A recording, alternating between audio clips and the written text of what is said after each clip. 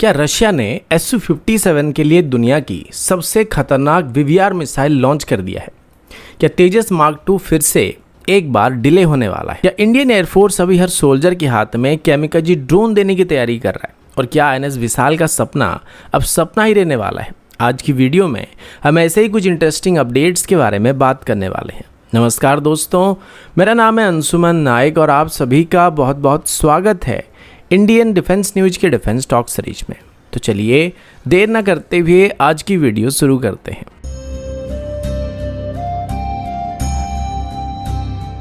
आज की पहली अपडेट रशिया की latest RVV-SDM beyond visual range air to air missile की तरफ से है। रिपोर्ट्स के मुताबिक रोजोवरोनो एक्सपोर्ट ने ऑफिशियली अपने नए RVV-SDM मिसाइल के लिए ग्लोबल एक्सपोर्ट कैंपेन को शुरू कर दिया है। इस मिसाइल को खास तौर पर Su-57E 5th generation stealth fighter के लिए डेवलप किया गया है। लेकिन सबसे इंटरेस्टिंग बात यह कि ज़रूरत पड़ने पर इसको दूसरे रशियन एयरक्राफ्ट के साथ साथ फॉरेन फाइटर जेट के साथ भी इंटीग्रेट करने के ऑफर को रशिया की तरफ से दिया जा रहा है।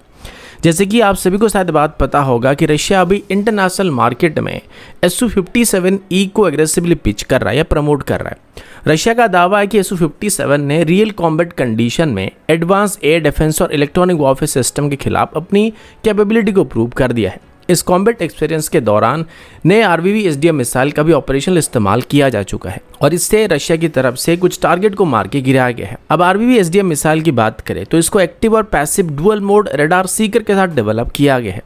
पैसिव रडार होमिंग की वजह से मिसाइल बिना अपने रडार सिग्नल एमिट किए टारगेट को ट्रैक कर सकता है, जिससे एनिमी को वार्निंग मिलने की संभावना काफ़ी कम हो जाता है। यानी दुश्मन के पास जो रडार वार्निंग रिसीवर है या मिसाइल अप्रोच वार्निंग सिस्टम है वहाँ पे कोई बीप नहीं आने वाला है। इसके अलावा मिसाइल में inertial navigation, mid course data link और एडवांस ECCM कैपेबिलिटी भी दिया गया है, जिससे हैवी जैमिंग एनवायरनमेंट में भी टारगेट एंगेजमेंट की कैपेबिलिटी बनी रहने वाली है। ये missile aircraft, helicopter, cruise missile और UAV जैसे टारगेट को लगभग 15 मीटर की हाइट से लेकर 25 किलोमीटर की हाइट तक एंगेज कर सकता है। साथ ही मार्क 3 तक की स्पीड में उड़ने वाले टारगेट को भी इंटरसेप्ट करने की क्षमता रखता है। रशिया का कहना है कि इस मिसाइल की रेंज, एरोडायनेमिक्स और पावर टू वेट रेशियो पुराने वेरिएंट के मुकाबले काफी बेहतर किया गया है और अभी इससे पुराने R-77 ऑपरेटर की भी ऑफर किया जाने वाला है। कुल मिलाकर रशिया की तरफ से अभी Su-57E के साथ RVV-MD2, RVV-SDM और RVV-BD जैसे complete air combat missile package को एक्सपोर्ट मार्केट में ऑफर करने का फैसला किया जा रहा है। कुछ दिन पहले ही रूमर आने लगा था कि Su-57 की इंटरनल वेपन बे में फिट करने लायक रशिया के पास कोई भी वीवीआर मिसाइल मौजूद नहीं है और अभी रशिया की तरफ से इस नए मिसाइल के साथ ये सारे रूमर को चुप कर दिया गया है। अगला अपडेट HAL की तेजस मार्क 2 प्रोग्राम की तरफ से है। रिपोर्ट्स के मुताबिक HAL की तरफ से रिसेंटली तेजस मार्क 2 के विंड टनल टेस्टिंग मॉडल की कुछ इमेजेस को रिलीज किया गया था। इन इमेजेस ने पहली बार तेजस मार्क 2 के एरोडायनेमिक डिज़ाइन को डिटेल में शोकेस किया है। हालांकि ये फाइनल प्रोडक्शन एयरक्राफ्ट नहीं है, लेकिन इस मॉडल से ये ज़रूर पता चलता है कि HAL ने इस एयरक्राफ्ट के डिज़ाइन को पहले से काफ़ी बेहतर बनाया, थोड़ा मॉडिफिकेशन किया है। जैसे कि आप सभी को शायद पता होगा कि विंड टनल टेस्टिंग किसी भी फाइटर एयरक्राफ्ट के डेवलपमेंट का एक बहुत ही इंपॉर्टेंट फेज होता है। इस टेस्टिंग के दौरान इंजीनियर्स एयरक्राफ्ट की एयर फ्लो, लिफ्ट, स्टेबिलिटी और कंट्रोल कैरेक्टरिस्टिक को एनालाइज करते हैं ताकि प्रोटोटाइप की पहली फ्लाइट से पहले डिजाइन को ऑप्टिमाइज किया जा सके। सबसे खास बात यह कि तेजस मार्क 2 का फ्यूजलाज सेक्शन तेजस मार्क 1 के मुकाबले थोड़ा लंबा और थोड़ा बड़ा होने वाला है। इसका मेन ऑब्जेक्टिव एयरक्राफ्ट में ज़्यादा इंटरनल फ्यूल, बड़े वेनिक्स बे और जेन इलेक्ट्रिक की F414 सीरीज के इंजन को इंटीग्रेट करना होने वाला है।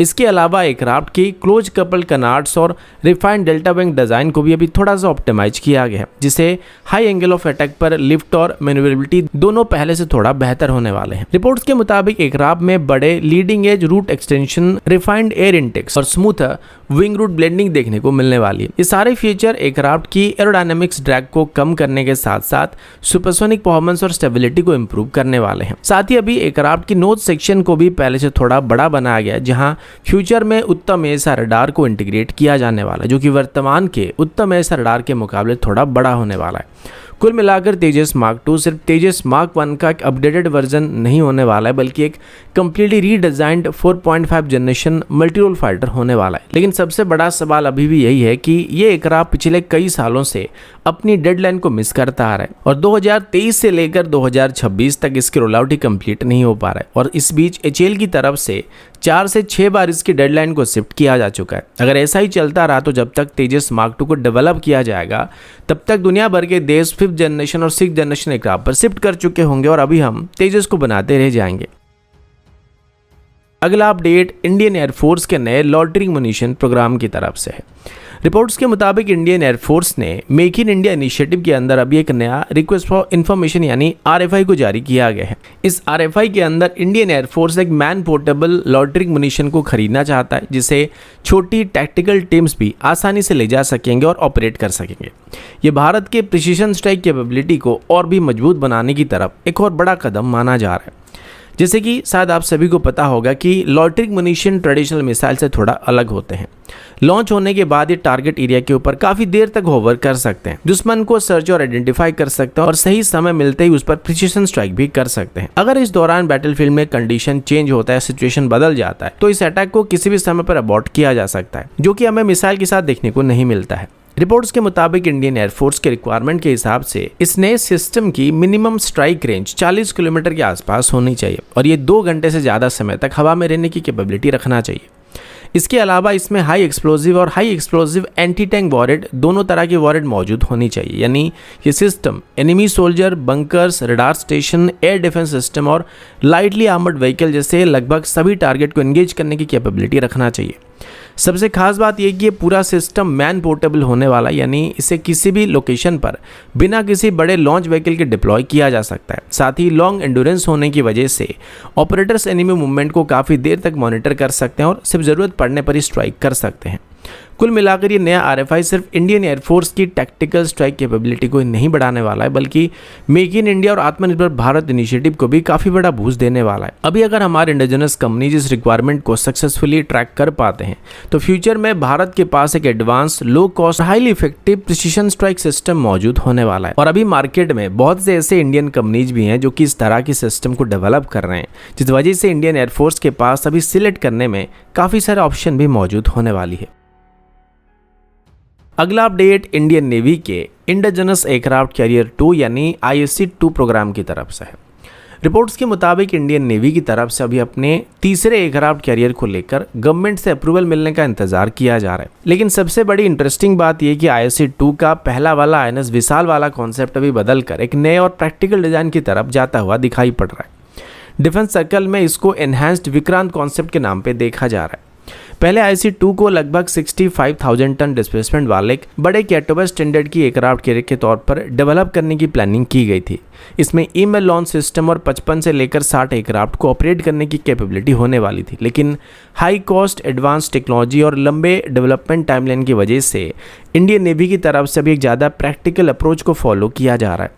रिपोर्ट्स के मुताबिक नए कॉन्सेप्ट में ISC-2 का डिस्प्लेसमेंट लगभग 45,000 टन के आसपास होने वाले, जो कि INS विक्रांत के साइज के साथ सिमिलर होने वाला है। साथ ही इसमें स्टोवर कन्फिगरेशन को रखा जाने वाला, जो कि INS विक्रांत में हमको देखने को मिलता है। इससे इंडियन नेवी को नए लॉन्च सिस्टम के ऊपर इन्वेस्ट करना नहीं पड़ेगा और कोचिन शिपयार्ड भी INS विक्रांत प्रोग्राम से मिली एक्सपर्टीज का इस्तेमाल यहाँ पे सीधा कर पाएगा। अब ट्विस्ट ये कि ये कैरियर सिर्फ फाइटर एयरक्राफ्ट के लिए यहाँ पे डिजाइन नहीं किया जाएगा। रिपोर्ट्स के मुताबिक इंडियन नेवी फ्यूचर को देखते हुए इसमें UCAVs, loyal wingmans, long endurance ISR drones और स्वार्म ड्रोन को ऑपरेट करने की कैपेबिलिटी भी इंक्लूड करना चाहता है। इससे कैरियर बैटल ग्रुप की सर्वेलेंस, स्ट्राइक और इलेक्ट्रॉनिक वॉरफेयर कैपेबिलिटी पहले से काफी बेहतर हो सकता है और इस वजह से इसके डिजाइन में काफी सारे नए चेंजेस हमको देखने को मिलने वाले हैं। कुल मिलाकर ISC-2 अभी INS विशाल जैसा सुपर कैरियर की जगह एक एनहांस्ड विक्रांत क्लास का कैरियर होने वाला है। यह अप्रोच इंडियन नेवी को कम कॉस्ट, कम रिस्क और कम समय में दूसरा इंडिजिनस एयरक्राफ्ट कैरियर प्रोवाइड कर सकता है, जबकि फ्यूचर में INS विशाल कॉन्सेप्ट पर भी काम किया जा सकता है, जो कि टेक्निकली